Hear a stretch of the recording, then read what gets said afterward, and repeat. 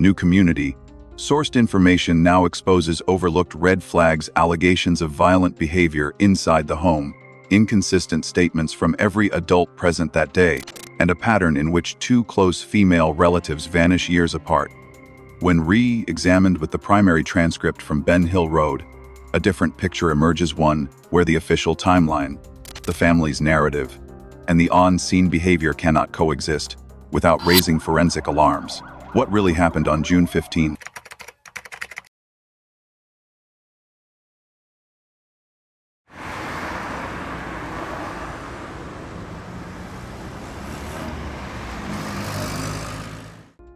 The first analytical layer of this case does not come from official interviews, law enforcement releases, or structured timelines. It emerges instead from a dense cluster of community observations, allegations, and informal intelligence shared by people who have followed the case closely for years. Although these items are unverified and cannot be treated as evidence, they provide an early map of behavioral patterns attributed to the adults involved. When examined through a forensic lens, these patterns help establish a behavioral baseline before approaching the formal statements and contradictions that dominate the core record.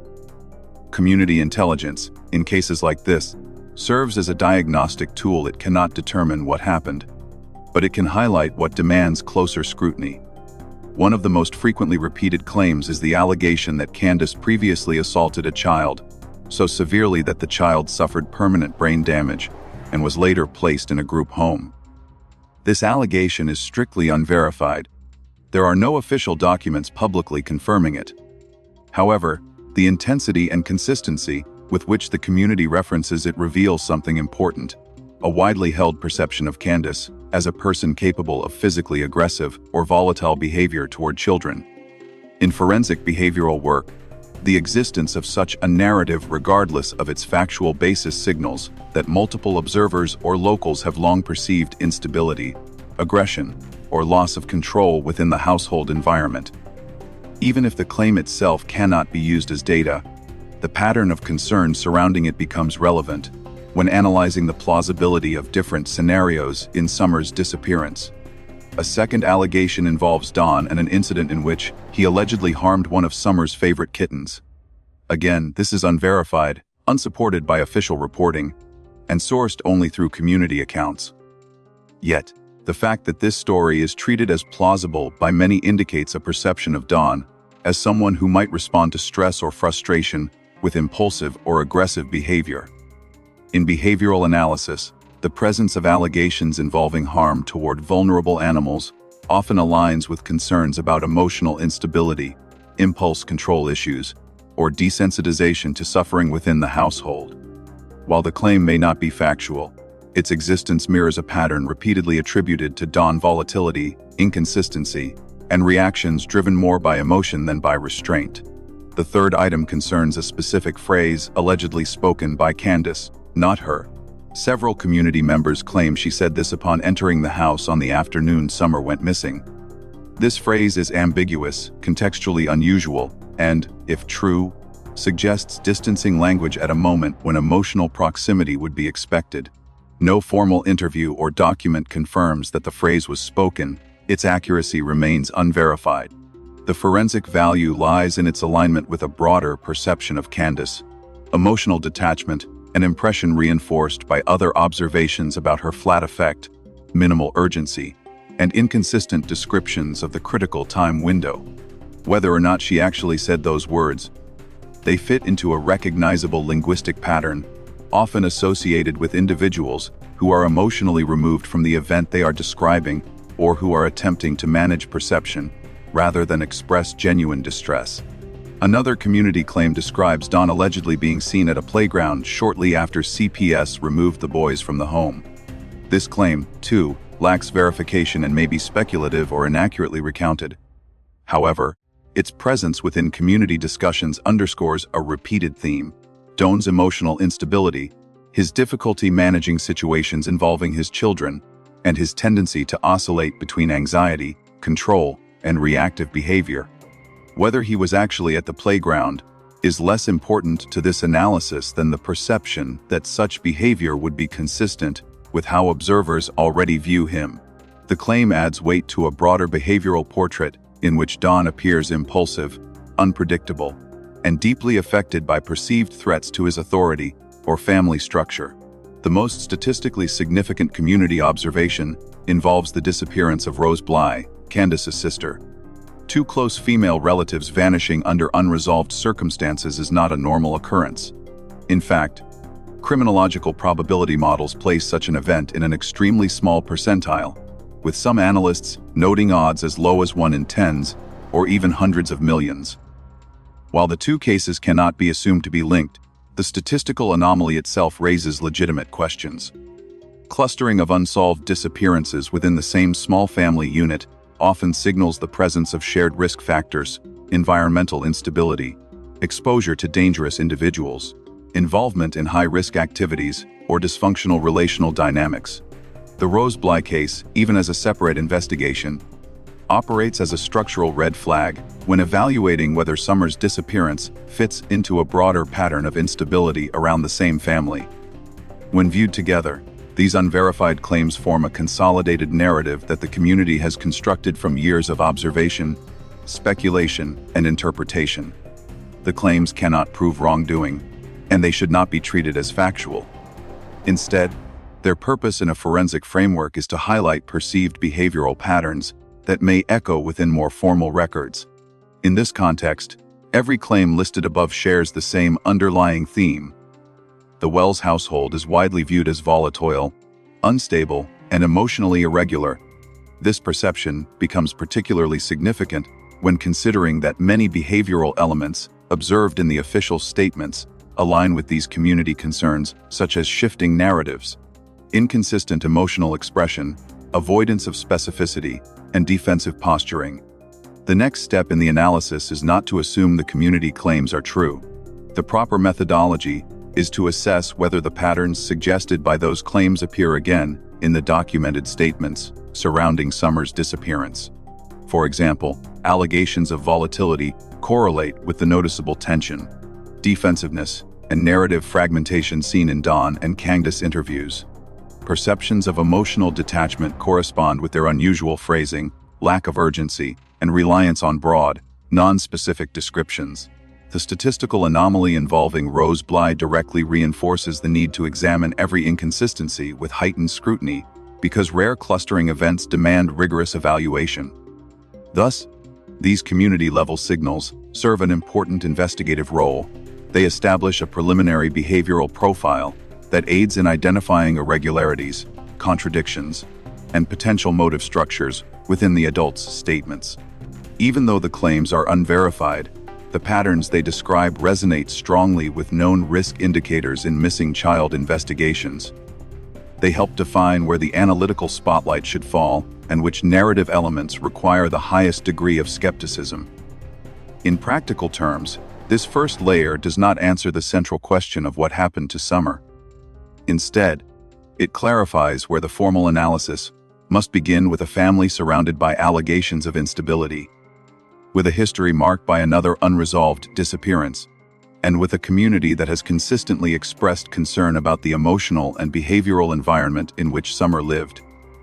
These out-of-record claims do not constitute evidence, but they map the contours of risk, pattern, and perception that frame the entire case moving forward.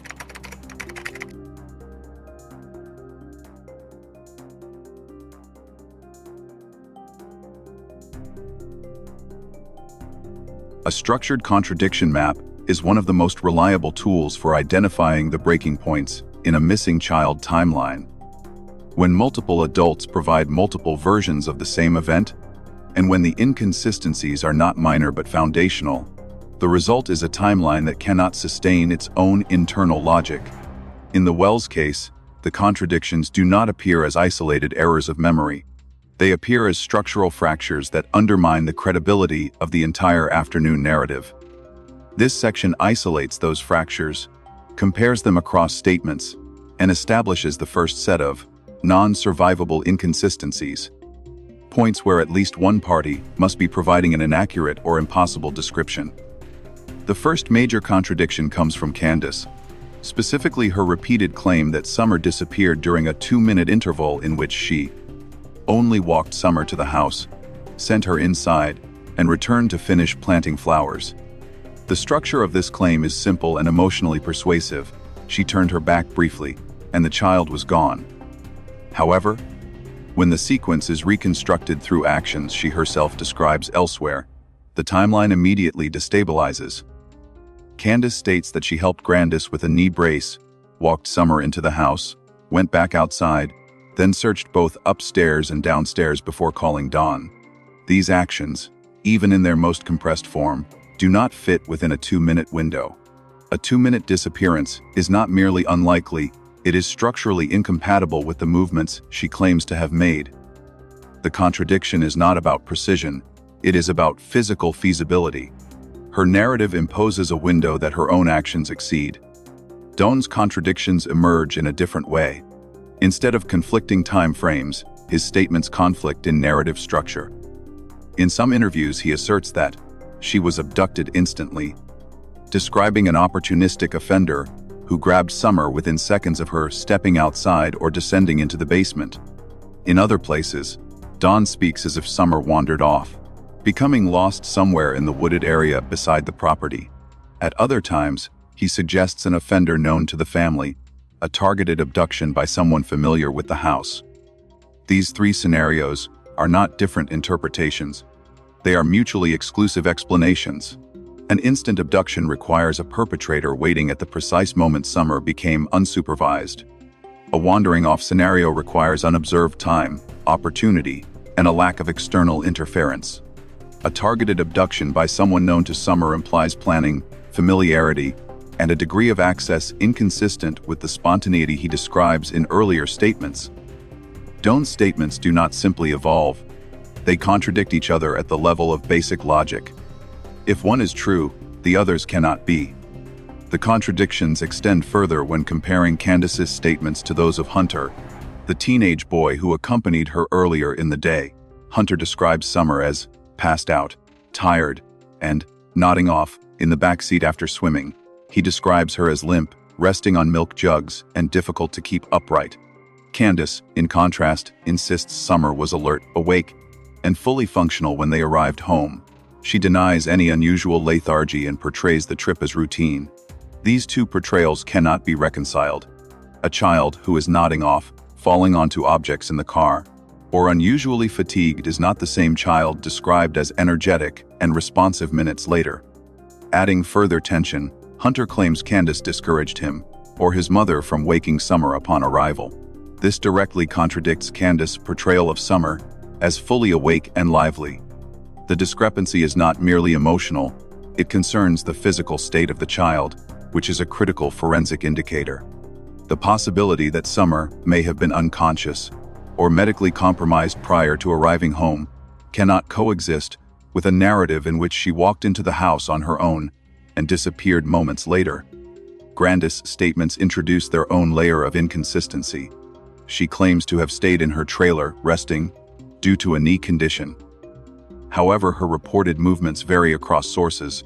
Sometimes she indicates she never left the trailer. In other accounts, she references actions or activities that require leaving it. These contradictions matter because Candus is the only adult besides Candus who was present at the property during the critical window. Any uncertainty about her location reduces the reliability of the account of who last saw Summer and when. Candus' presence, absence, or partial awareness of events materially affects the reconstruction of the timeline. If she remained in the trailer the entire time, she would have heard or observed specific sounds or activities. If she moved between locations, her visibility into the events shifts. The contradictions around her position weaken the internal cohesion of the family's account.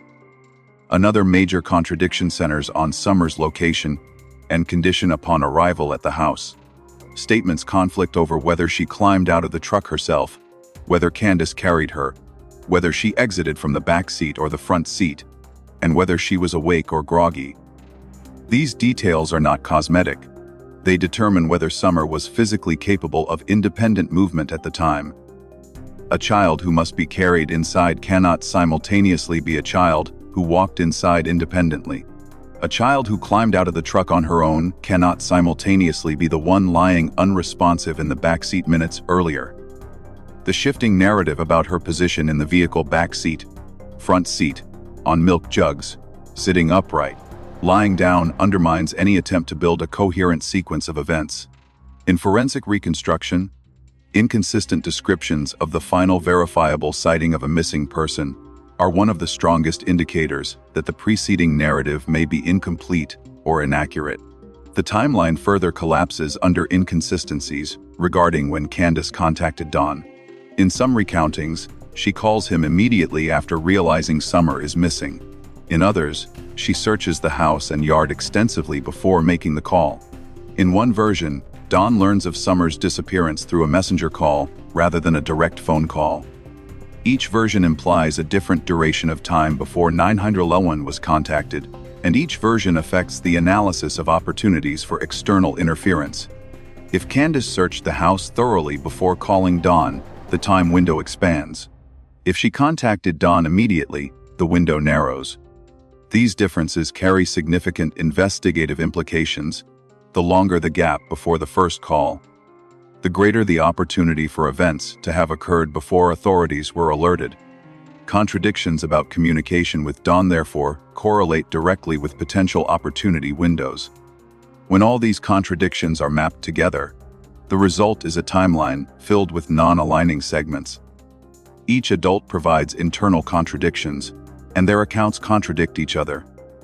These contradictions are not subtle variations of memory, they are structural divergences that break the continuity of the timeline. A 2-minute disappearance does not align with the described actions. An instant abduction does not align with statements that imply wandering. A child nodding off does not align with a child walking energetically. A stationary grandmother does not align with a moving one. Multiple versions of a phone call cannot all be correct. The investigative value of this contradiction map is substantial. It identifies the fault lines, the points where the narrative breaks, so sharply that at least one party must be providing an inaccurate account. These fault lines define where deeper forensic scrutiny must focus. They also highlight which events cannot be reconstructed without external validation. Contradictions do not prove guilt, they reveal instability in the narrative structure. In missing child investigations, instability at this level often signals that key information is missing, distorted, or intentionally withheld. Ultimately, the contradiction map does not explain what happened to Summer Wells. It explains what did not happen: a coherent, consistent sequence of events as described by the adults present. By isolating these fractures early in the analysis, the investigation can move forward with clarity about which claims cannot coexist, and which elements of the timeline require independent verification.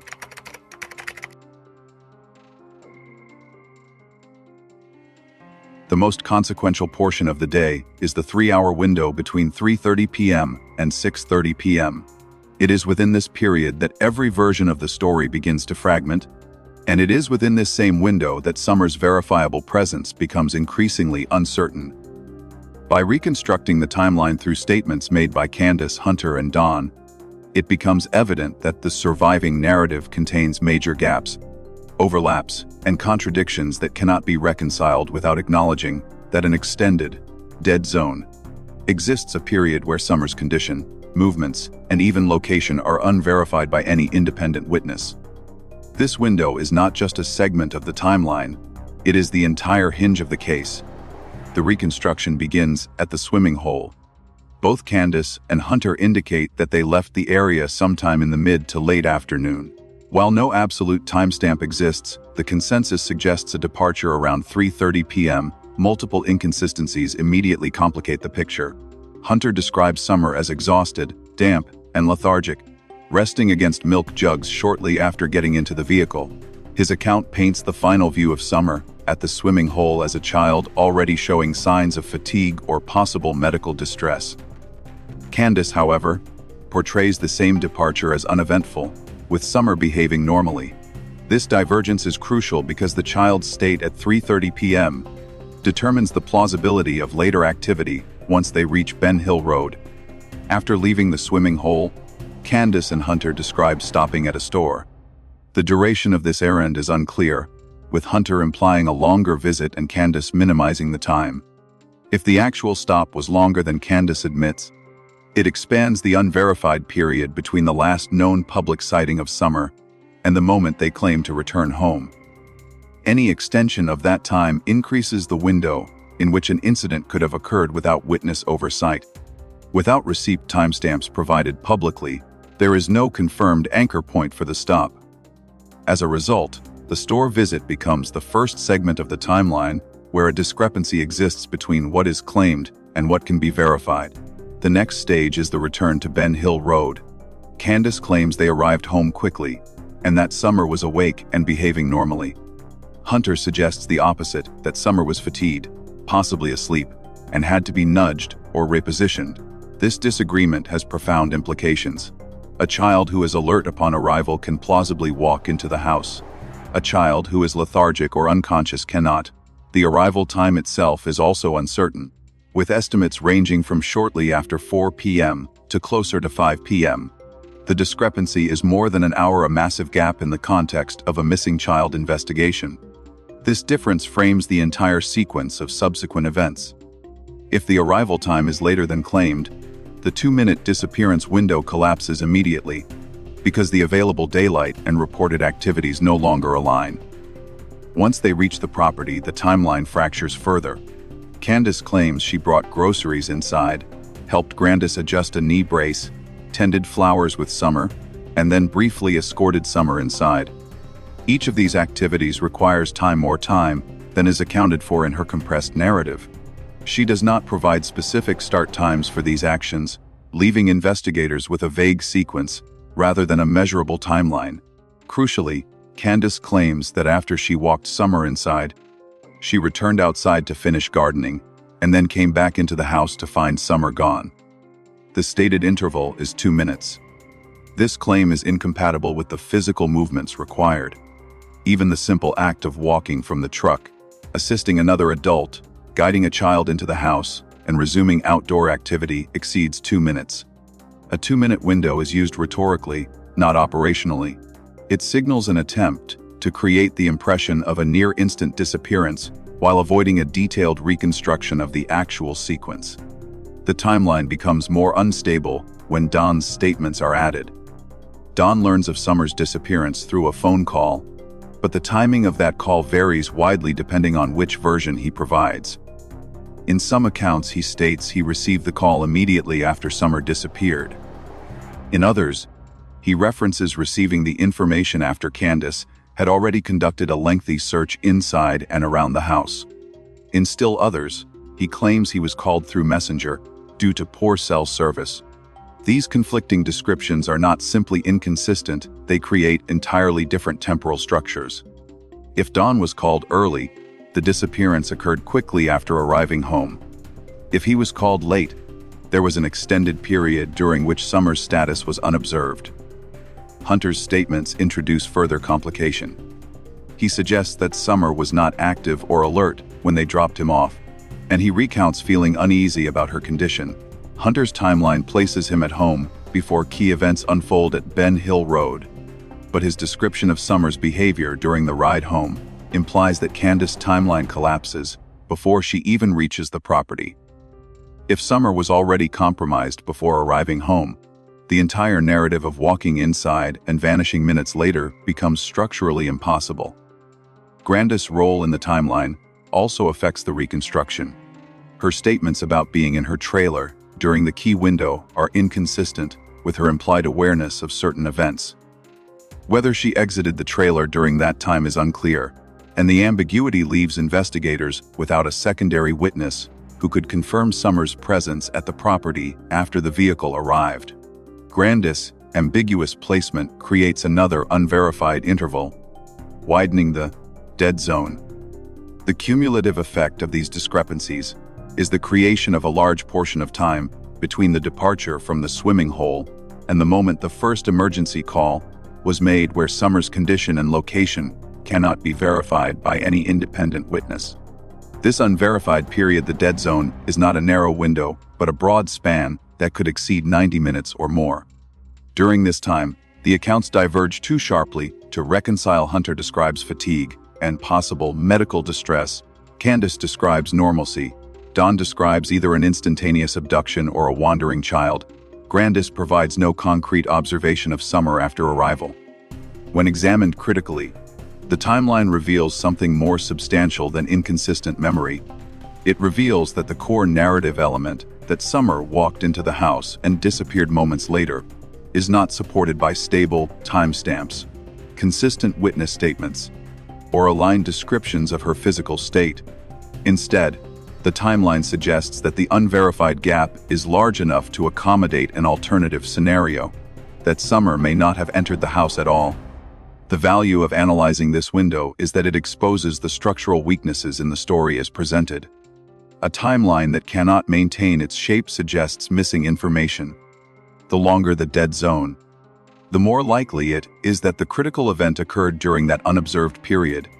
The inconsistencies across statements do not point to a single alternate explanation, but they do point to a single forensic conclusion. The timeline as presented cannot be accepted as an accurate or complete account of the afternoon.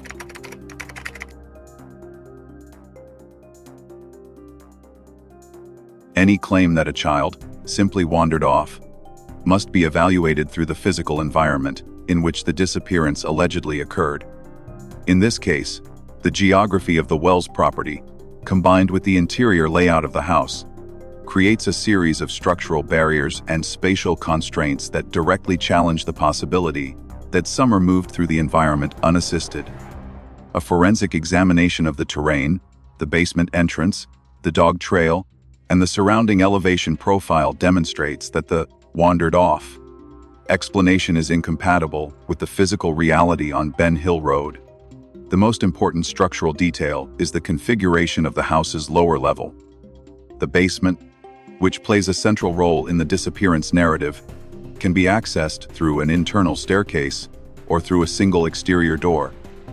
According to statements, Summer was last seen going down into this basement, which then leads out to a door that opens directly onto the yard. In the wandered off version, Summer supposedly entered the basement, exited through the exterior door, crossed the yard, and then continued through the dog trail onto an old road bed. This route forms the core of the wandering scenario, and each segment must be examined for feasibility. The basement door is not a normal exit point for a child. It is located at the bottom of a steep set of stairs, in a dimly lit space that has been described consistently as cluttered, narrow, and difficult for children to navigate. The door itself sits low, partially obscured by stored items, and according to multiple accounts including the family's, it was blocked or partially obstructed by a sofa at various times. Whether the sofa was fully against the door or simply close enough to impede access, its presence directly affects the question of feasibility. A 5-year-old cannot independently move a full-sized sofa, nor can she safely maneuver around large obstacles without slowing her movement or making noise. The concept of her passing through this basement quickly and quietly contradicts basic physical constraints. Beyond the basement door lies the immediate yard area, which is uneven, sloped sharply, and covered in gravel, patches of dirt, and exposed roots. This is not a flat suburban lawn where a toddler can walk freely. The terrain slopes downward from the house toward the dog trail. The descent is steep enough that even adults unfamiliar with the ground have reported slipping or losing their balance. For a child recently returned from swimming, possibly tired, possibly barefoot, and on an incline, the risk of stumbling is substantial. Yet there is no report of any scuff marks, disturbed gravel, or indications of a slip or fall. A child wandering down such a slope would leave physical traces. None have been reported. The dog trail, which is often referenced as the route Summer would have taken, is narrow, partially enclosed by foliage, and drops off into a deeper wooded area. It is not a cleared pathway. It is a rugged, uneven track used occasionally by the family's dogs. It contains dips, exposed rocks, and thick vegetation that require careful stepping. A 5-year-old unfamiliar with navigating such terrain alone would not move quickly. Movement would be slow, cautious, and easily audible from the house, especially in quiet rural conditions. Claims that Summer traversed this trail without being heard or observed within a 2-minute span are inconsistent with developmental norms for her age and with the environmental challenges posed by the landscape. Following the dog trail leads to an old road bed, a rough, elevated stretch of former roadway that slopes downward toward the main road. The distance from the basement to the road bed is significant, even for an adult. Walking from the house to the road bed takes multiple minutes. For a 5-year-old moving downhill on uneven ground, the time required would be noticeably longer. Additionally, the property's lack of line-of-sight visibility means that adults on the property would not be able to see a small child descending into the wooded area. However, the reverse is also true. A child navigating these slopes cannot see where she is going and would likely pause, hesitate, or call out. Again, no such behaviors were reported. The old roadbed intersects with the area where search dogs briefly picked up, then lost, Summer's scent. This fragmentary scent trail is often used to support the wandering off theory. However, the break in the scent specifically at the point where the old road bed meets the roadside suggests a different scenario, not continued walking, but interruption. The sudden disappearance of the scent strongly aligns with a situation in which Summer was carried, lifted, or placed into a vehicle. It does not align with an uninterrupted self-directed walk down the mountain. A child wandering alone would leave a continuous scent trail, not one that abruptly stops at a roadside access point. In assessing the feasibility of Summer leaving the property on her own, developmental norms must also be considered. A typical 5-year-old walks approximately 2.5 to 3 feet per second on stable, flat ground. On uneven or sloped terrain, that pace decreases significantly, even under optimal conditions. Traversing the distance from the house to the road bed would require far more than the claimed 2 minutes. Forensic time motion analysis indicates that the journey would require several minutes, at minimum likely 5 or more, before even reaching the base of the dog trail. This does not account for obstacles, hesitation, or fatigue. And yet, Candus states that she was only away from Summer for approximately 2 minutes. The 2-minute claim collapses under even basic physical scrutiny. It does not account for the time it would take for Summer to descend stairs into the basement, open a heavy exterior door blocked by furniture, cross an uneven yard, navigate a steep slope, and follow a narrow trail. Each one of these steps requires time. Combined, they form a timeline that far exceeds the stated interval. The physical environment does not support the scenario in which Summer exited the house and reached any location beyond the immediate yard without being observed, heard, or slowed by the terrain. The sofa placed against the basement door adds an additional layer of improbability. If the sofa was blocking the door, Summer could not exit without moving it. If the sofa was simply near the door, it would still require deliberate manipulation. Children at 5 years old have limited upper body strength and cannot shift large furniture. The forensic implication is straightforward. Either the door was not blocked at all, contradicting statements from the home's adults, or Summer could not have independently exited through it. Furthermore, visibility from the house toward the dog trail is limited by elevation changes and tree coverage. While adults cannot easily see down into the wooded area, they can hear movement in it. Footsteps on gravel, rustling vegetation, or the sound of a child moving downhill would be detectable in quiet, rural surroundings. No such sounds were reported. The absence of auditory detection in an environment where noise carries easily further weakens the wandering scenario. When the layout of the home, the structure of the basement, the placement of the exterior door, the incline of the yard, and the ruggedness of the dog trail are all examined together, the conclusion becomes clear. The physical environment contradicts the possibility that a 5-year-old child left the property on her own within a 2-minute interval. The combination of obstacles, elevation changes, and developmental limitations renders the wandering off explanation physically implausible. The investigative value of this analysis is direct and substantial. It demonstrates that the narrative in which Summer exited the home independently and disappeared into the surrounding forest contradicts the environmental realities of the property. A child cannot move faster than the terrain allows. A narrative cannot override physics. The geographic structure of Ben Hill Road does not support the claim that Summer wandered off.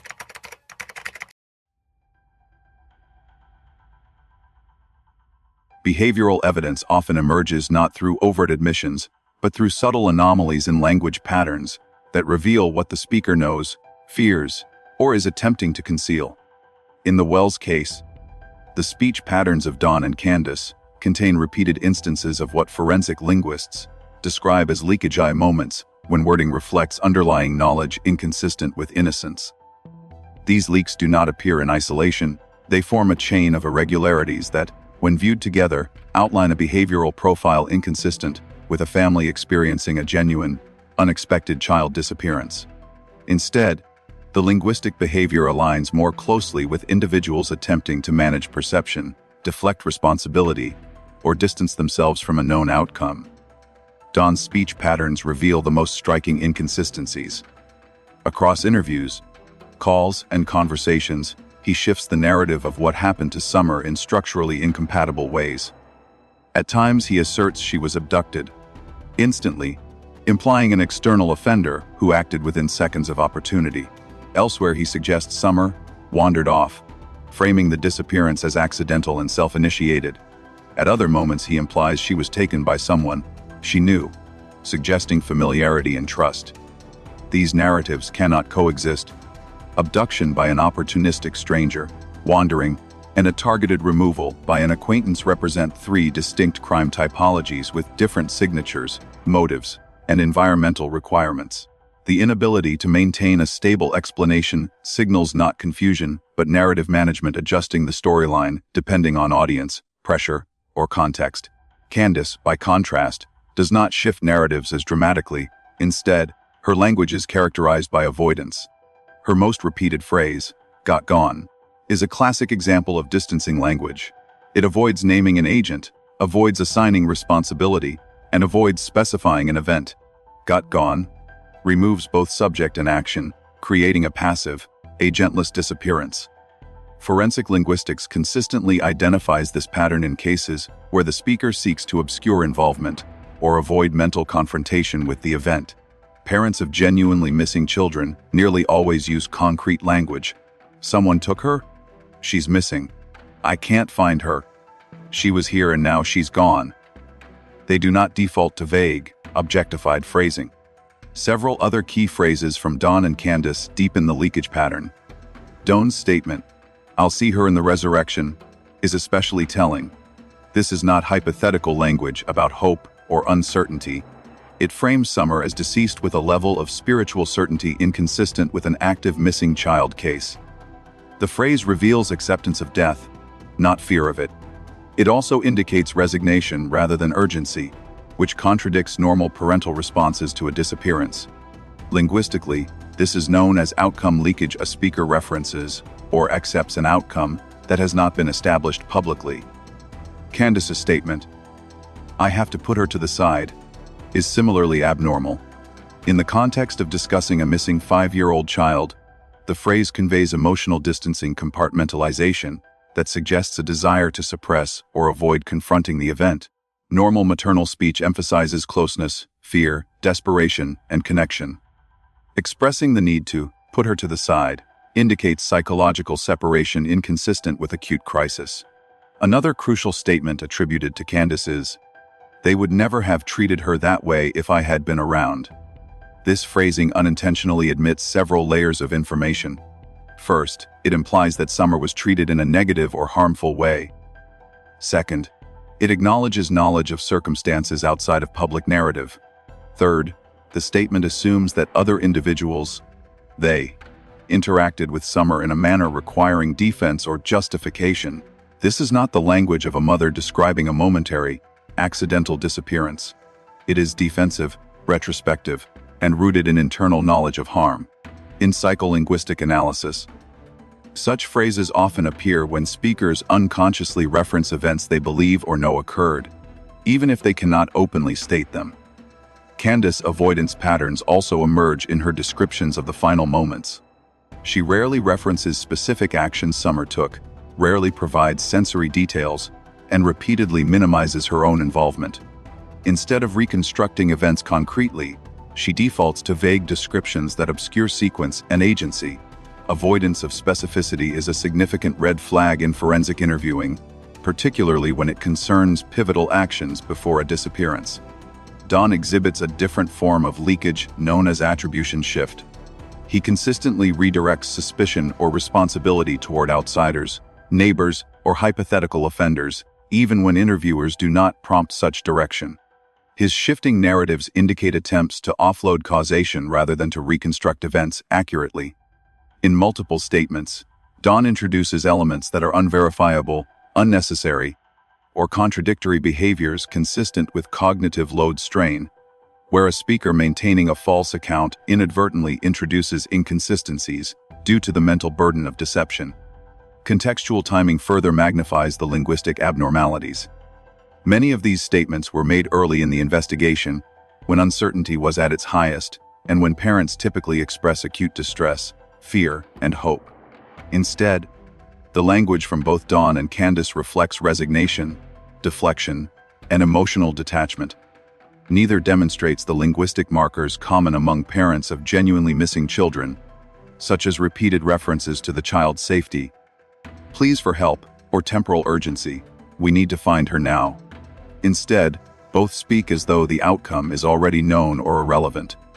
Another element of leakage emerges in the way Don and Candus talk about responsibility. When referencing the boys, Don often elevates their importance while relegating Summer to a comparatively distant emotional position. Candus repeatedly deflects responsibility for watching Summer by referencing Grandis or the boys, suggesting a pattern of distributed blame. In psycholinguistic terms, this indicates a shared responsibility narrative, often constructed in situations where multiple individuals participated in or witnessed an event that cannot be openly acknowledged. One striking pattern across their interviews is the lack of spontaneous emotional language. Strong emotions described by parents of missing children: fear, panic, nightmares, hope are nearly absent. Instead, their speech is functional, detached, and often defensive. Leakage frequently appears in these emotional voids. When speakers avoid genuine effect, they often slip into inconsistent or revealing phrasing as they attempt to fill conversational space. Viewed collectively, these linguistic markers, shifting narratives, distancing language, attribution shifts, outcome leakage, and emotional detachment form a behavioral chain inconsistent with the expected speech patterns of parents experiencing an unresolved disappearance. Instead, they align more closely with speakers who possess knowledge of the outcome, who seek to manage perception, or who cannot sustain a consistent false narrative without revealing internal truths. The investigative value of this analysis is direct. Language reveals cognitive states. Cognitive states reveal what a speaker knows or believes. And in this case, the linguistic behavior of both Don and Candus aligns with knowledge of an outcome they have not disclosed. Their words are not neutral, they are indicators. And those indicators point away from uncertainty and toward concealed certainty about what happened to Summer, and certainty that her disappearance was not the spontaneous, unexplained event they continue to describe.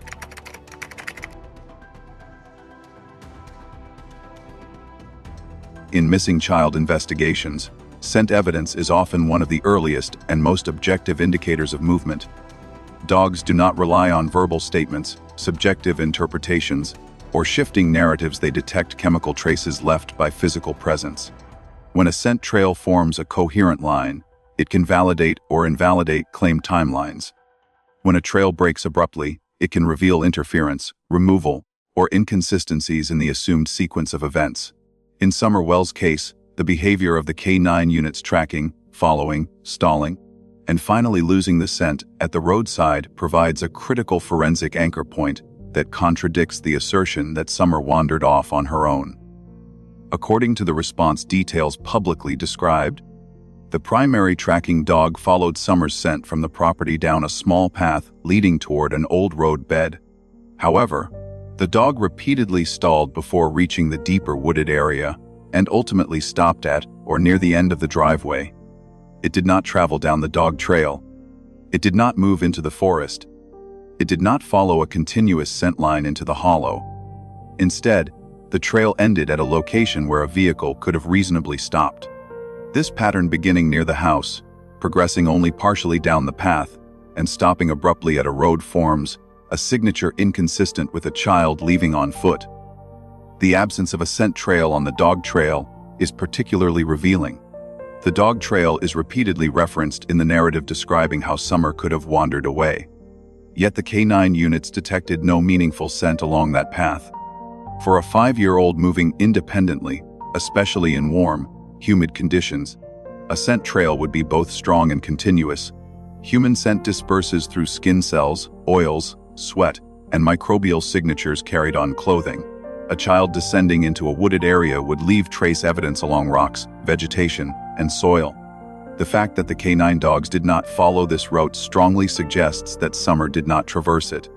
Additionally, no scent was found deeper into the woods.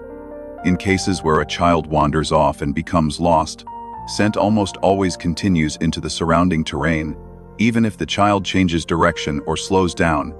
Dogs may take time to work through false starts or points of complexity, but the overall trail remains traceable.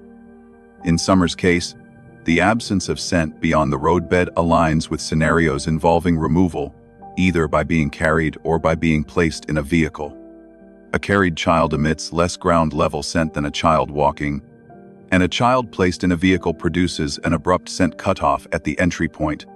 This is exactly what was observed: an initial scent presence, a limited directional movement, and a sudden termination. From a forensic standpoint, an abrupt termination at a road or driveway generally indicates one of 3 possibilities: vehicle involvement, scent contamination or interference, or a false positive start. The first scenario, vehicle involvement, is consistent with known scent behavior when someone lifts or carries a child into a car. Human scent diminishes sharply at the point where weight leaves the ground. The K9 dogs do not follow beyond the point where there is no longer a footprint, sweat droplet, or shed skin cell within reach of their detection threshold. A dog will typically circle or search for residual cues, but will not create a path where no organic trace exists. In Summer's case, the abrupt end of the trail at the roadside strongly matches this pattern. The second scenario, scent contamination, deserves careful analysis. Dogs rely on a scent article, usually a piece of clothing or bedding, to identify the target scent. If the scent article is contaminated by the scent of another person, or if the article has been washed or exposed to multiple individuals, it can weaken the dog's ability to track. There have been suggestions that the scent article used for Summer may have included clothing washed with items belonging to other family members. This could create a diluted signature. However, contamination typically produces erratic tracking or conflicting paths, not a clean, directional trail that stops at a logical departure point. In other words, contamination might confuse the dog earlier, but it does not explain why the dog was able to follow the scent partway down the driveway before stopping. The partial success implies that the scent article contained at least some usable signature and that the dog was reacting to an authentic trace. The third scenario, a false positive start, also appears unlikely. Dogs rarely produce a false start that extends consistently in a single direction before stopping at a roadway. False starts usually lead in inconsistent directions, loop back to the handler, or fail to produce a coherent pattern. The K9 behavior in this case showed a real, directed movement from the house to the end of the driveway. This suggests an authentic, but incomplete trace consistent with a trail created by someone carrying a small child, or with a child who was never far from the house before being removed. Comparisons to other missing child cases reinforce the significance of the broken trail. In the case of Chiron Horman, for example, the absence of a scent trail leaving the school was a major indicator that Chiron did not walk away from the building. In the case of Duor Kunz, the lack of a continuous scent trail away from the campsite contributed to the conclusion that Duor had not wandered into the woods. In the case of baby Lisa Orwin, inconsistencies in scent distribution suggested that removal occurred at or near the home rather than at locations initially claimed by caregivers. Across these cases, the pattern is consistent.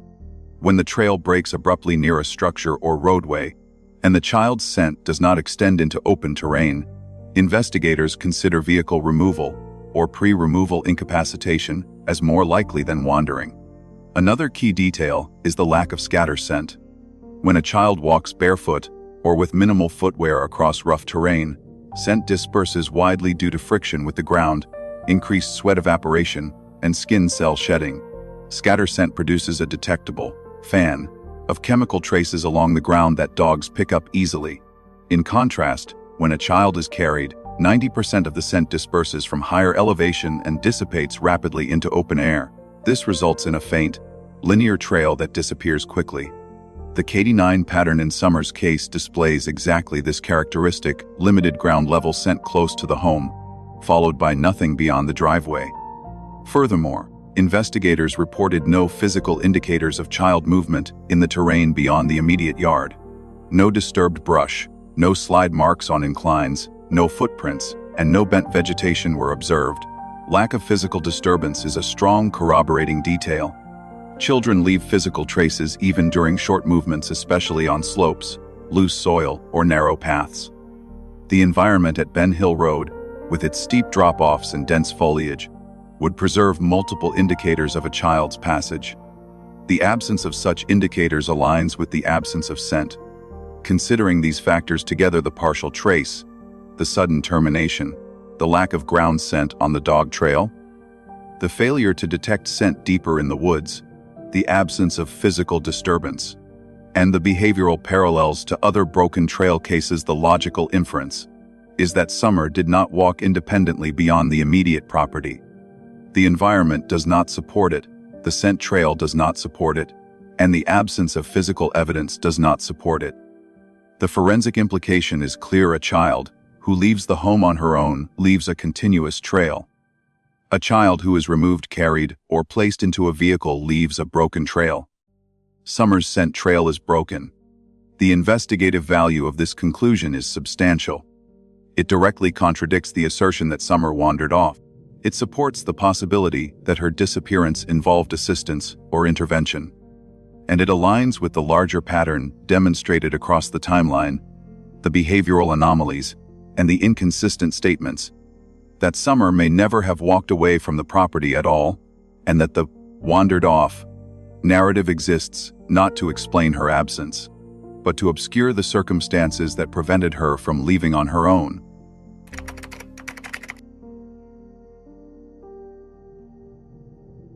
The central narrative provided by the adults in this case depends on one foundational assumption: that Summer arrived home, exited the vehicle, entered the house, and disappeared minutes later. Every version of the story, whether it focuses on the basement, the flower bed, the boys, or the supposed 2-minute window, relies on the belief that Summer physically crossed the threshold of the home. If this single premise fails, the entire structure of the narrative collapses. And when the statements of Candus, Don, Hunter, and other involved individuals are analyzed for internal consistency, the possibility emerges that Summer never made it home at all. The first major fracture appears in Candus' description of Summer's state upon returning to the property. Candus repeatedly asserts that Summer was awake, alert, and behaving normally. She describes Summer as getting out of the truck, walking into the house, and being fully capable of descending into the basement on her own. This depiction suggests a healthy, conscious child with full motor control. However, this portrayal directly contradicts what Hunter claims he observed during the car ride home. According to Hunter, Summer was slumped over, tired, nodding off, and at one point positioned awkwardly on top of the milk jugs in the back seat. He characterizes her as lacking energy or responsiveness. These two descriptions are not compatible. A child who is struggling to stay conscious in a vehicle cannot, minutes later, be performing deliberate actions with energy and coordination. Ali's statement, relayed through Hunter, adds another layer of contradiction. She reports that Candus discouraged her from waking Summer when they dropped Hunter off. This implies that Candus did not want Summer stimulated or observed closely at that moment. Such behavior is atypical for a parent whose child is simply tired from an afternoon outing. Parents generally show no hesitation about waking a sleeping child in broad daylight. The insistence that Summer remain asleep aligns more closely with concern about how Summer would respond if woken, or what another person might observe about her physical condition. The contradictions deepen when considering the conflicting accounts about Summer's clothing. On the ride home, Hunter describes Summer as wearing the same outfit she wore at the swimming hole. Yet in the home narrative, Candus states that Summer changed into clean clothes shortly before walking inside. This discrepancy is substantial.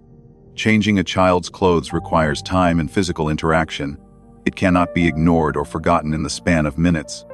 If Summer was changed, when did this occur? It could not have happened in the vehicle without Hunter noticing. If it occurred at home, when and how?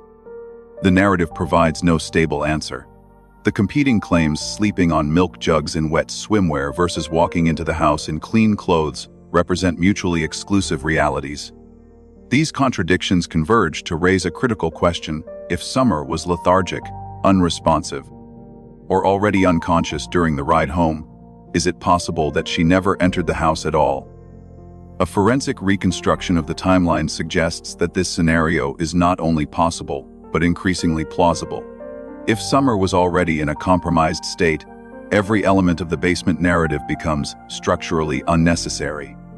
The focus on the basement, the emphasis on the 2-minute disappearance window, and the repeated framing of Summer walking into the home could all serve as diversions designed to anchor the story inside the house rather than acknowledging that the critical event occurred earlier. From a forensic perspective, the 2-minute window is the most suspicious element of the narrative. Its function is not descriptive, it is rhetorical. It creates a perception of impossibly fast disappearance, suggesting an external force or unknown offender. But when examined closely, the 2-minute claim appears engineered to limit scrutiny. By compressing the disappearance into a narrow, emotionally charged time frame, Candus shifts attention away from earlier, less verifiable segments of the day. A short disappearance window also discourages consideration of medical events, accidental injuries, or outcomes that would require time to recognize or respond to. It confines the narrative to the immediate post-arrival period, effectively blocking investigators from exploring the possibility that Summer's condition deteriorated or that an incident occurred before reaching the property. The logic becomes clearer when considering the forensic implications. If a child died or became critically injured before arriving home, the adults responsible would have a strong incentive to place the disappearance at the house, rather than acknowledging an earlier timeline. Placing the event at home allows for the construction of a spontaneous, unpredictable disappearance involving factors beyond their control. It also creates distance between the claimed event and the individuals who were physically with Summer moments before. If the incident occurred earlier, those individuals bear direct responsibility. If it occurred at home, responsibility becomes ambiguous and can be attributed to an imagined abduction. The placement of the narrative inside the house, particularly in the basement, also limits observable contradictions. No independent witness saw Summer enter the home. No neighbors reported seeing her outside the house that afternoon. No camera footage confirms her presence. The only evidence that Summer entered the house is the verbal claim by Candus. When a narrative rests entirely on a single self-report, and that narrative contains internal contradictions, it becomes necessary to examine whether the action it describes occurred at all. The behavioral patterns surrounding the 2-minute story reinforce this suspicion. When recounting the moment Summer allegedly walked inside, Candus provides minimal sensory detail and avoids describing Summer's movements with specificity. There is no mention of Summer speaking, interacting, or performing any identifiable behavior inside the home. The absence of such detail is not consistent with truthful recall, it is consistent with generalized fabrication. When individuals fabricate events, they tend to provide vague or generic descriptions to avoid committing to details that could be disproven. Another crucial point is the lack of any credible evidence showing Summer alive after leaving the vehicle. No independent witness, no physical trace, and no digital record corroborate the claim that she entered the home. The transition from the car to the house exists only in the verbal accounts of individuals whose statements have been inconsistent across every other part of the timeline. From a forensic logic standpoint, the scenario that Summer never made it home eliminates multiple contradictions simultaneously. It explains the conflicting descriptions of her condition. It resolves the clothing discrepancy. It accounts for the avoidance behaviors in Candus's statements. It aligns with the behavioral detachment observed in both Dawn and Candus after the disappearance. It also aligns with the broken K9 scent trail ending near the roadway rather than continuing into the woods. This scenario does not claim to provide a definitive answer to what happened to Summer. Rather, it identifies the structural break, the point where the narrative lacks independent grounding. The moment in question is the transition from the vehicle to the home. If that transition did not occur, the disappearance did not take place in the 2-minute window. It took place earlier, during a period of time marked by unverified movement, inconsistent statements, and contradictory descriptions of Summer's state. The investigative value of this analysis is that it isolates the most critical fault line in the narrative. If Summer never walked into the house, then every subsequent element of the story descending into the basement, leaving through the door, wandering off was constructed to conceal the true moment of crisis. And recognizing that possibility shifts the entire focus of the investigation back to the period where surveillance was weakest, monitoring was absent, and the statements of those present are most inconsistent. This is not merely an alternate interpretation. It is a direct response to the structural failures of the narrative. The scenario in which Summer never made it home fits the known facts more cleanly than the scenario in which she walked inside and vanished in minutes.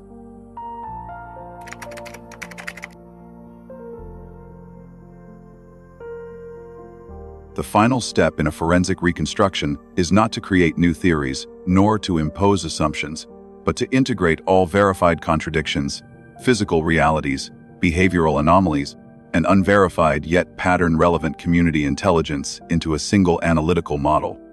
When the information from parts 1 through 7 is combined, the disappearance of Summer Wells no longer presents as a spontaneous event, nor as a child wandering off into a rugged landscape.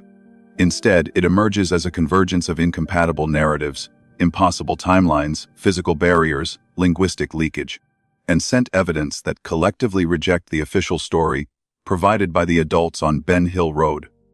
What forms is a contradiction matrix, a system where each independent data stream conflicts with the stated narrative and, importantly, aligns more closely with the scenario that Summer did not leave the property on foot, and perhaps did not enter the house at all. The first axis of the contradiction matrix is the timeline.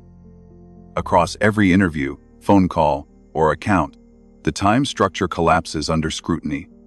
The departure from the swimming hole lacks firm timestamps, the store run contains contradictory durations, and the arrival time at the house ranges widely depending on the source. Within that undefined window, the most consequential claim, that Summer was awake and functioning normally, directly contradicts statements describing her as lethargic, slumped, or nutting off. A timeline that depends on mutually exclusive physical states cannot be reliable. Moreover, the compressed 2-minute disappearance window fails to align with the total sequence of actions Candus describes: assisting Candus, tending flowers, escorting Summer into the home, returning outside, and then searching both floors. The temporal mathematics simply do not work. The timeline breaks before it even reaches the house. The second axis is geography. The physical layout of the terrain, its slopes, foliage density, limited line of sight, and the structure of the basement area contradicts the possibility that a 5-year-old child traversed the landscape independently in the time frame described. The basement exit door is partially obstructed, the yard is uneven and sloped, and the dog trail is narrow, steep, and rugged. No trace evidence supports a child walking through this environment. A scenario in which Summer walked out of the basement, crossed the yard, descended the slope, and followed the trail undetected within minutes defies not only probability, but the basic physical limitations of a small child. The landscape does not support the narrative. It contradicts it. The third axis is behavioral evidence.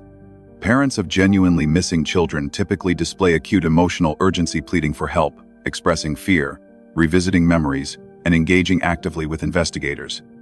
In contrast, the language used by Dawn and Candus during the early stages of the disappearance reveals resignation, detachment, inconsistent narrative framing, and avoidance of specific detail. Linguistic leakage, phrases such as, I'll see her in the resurrection. I have to put her to the side. And got gone betrays a psychological state inconsistent with uncertainty or fear. These are not the speech patterns of parents who believe their child is wandering in the woods. They are the speech patterns of individuals managing perception rather than expressing authentic crisis. Behavioral indicators are not absolute, but when viewed alongside the timeline and geography, they reinforce inconsistency rather than innocence. The fourth axis is the canine evidence. Tracking dogs followed Summer's scent only partially down the property before losing it abruptly near the roadway. The dogs did not follow the dog trail. They did not enter the woods. They did not detect a continuous trail, scattered scent, or signs of prolonged movement. Instead, they displayed the pattern typically associated with removal: a partial trail followed by a sudden, clean cutoff. This signature aligns with scenarios involving carrying, vehicle transport, or the absence of ground contact, not with a child wandering independently. The canine break, when combined with the geographic constraints, is one of the strongest indicators that Summer did not travel through the environment as described. The fifth axis is community intelligence. Although unverified and not admissible as evidence, the repeated allegations and observations shared within the community create a behavioral backdrop relevant to evaluating the credibility of the official narrative. Allegations of previous child harm, erratic behavior, and emotional detachment align with psycholinguistic patterns already present in Dawn and Candus's statements. Reports that two close female relatives disappeared under unresolved circumstances establish a statistical anomaly that cannot be dismissed. These items do not prove any specific event on June 15, but they help contextualize the risk environment in which the disappearance occurred. When the community's perception of instability aligns with objective contradictions in the record, the pattern becomes significant. When these five-axis timeline, geography, behavior, scent evidence, and community intelligence are merged, they do not form a fragmented or ambiguous picture. They form a unified contradiction matrix. Every independent line of analysis challenges the official story in a different but consistent way. The timeline is impossible. The geography is prohibitive. The behavior is inconsistent with crisis. The scent trail contradicts foot travel. The community perception aligns with instability. None of these elements require speculation. Each is grounded in observable facts or verifiable contradictions. The real investigative value emerges when these contradictions are viewed not as separate irregularities, but as interacting components of a larger structure. When the timeline fails, the 2-minute disappearance window becomes implausible. When geography fails, the possibility of wandering off collapses. When scent evidence fails, the notion of independent movement becomes untenable. When linguistic leakage appears, it suggests knowledge of outcome. When all of these factors converge, they reduce the plausibility of the accidental wandering scenario to near zero. This integrated model leads to a single, non-speculative conclusion: the events of June 15 contain too many physical, temporal, behavioral, and evidentiary impossibilities to be understood as a simple case of a child walking away from home. The disappearance narrative, as presented, collapses under the weight of its own contradictions. With each axis of analysis pointing away from the claimed scenario, the probability of accidental departure becomes negligible. The final question becomes unavoidable: did Summer ever walk into the house at all? If she did, there should be trace evidence, consistent timelines, behavioral markers, and uninterrupted scent trails. If she did not, then the narrative involving the basement, the flower bed, the boys, and the 2-minute window functions as a constructed diversion, designed to shift attention away from the period where witness accounts collapse into contradictions. The contradiction matrix strongly supports the latter. And while this does not provide definitive proof of what happened, it does define with clarity what likely did not happen. Summer did not wander off, did not vanish in minutes, and did not independently leave the property through the basement door. Her disappearance cannot be understood through the lens of accident or chance. It must be understood through the lens of impossibility, a structure where the claimed events cannot coexist with the physical and behavioral realities of the day.